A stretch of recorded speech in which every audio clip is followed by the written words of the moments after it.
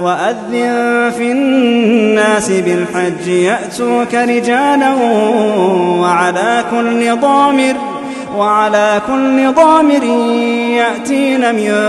كل فج عميق ليشهدوا منافع لهم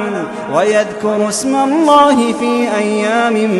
معلومات على ما رزقهم من بهيمة الأنعام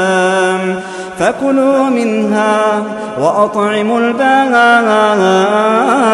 الفقير ثم ليقضوا تفثهم وليوفوا نذورهم وليطوفوا بالبيت العتيق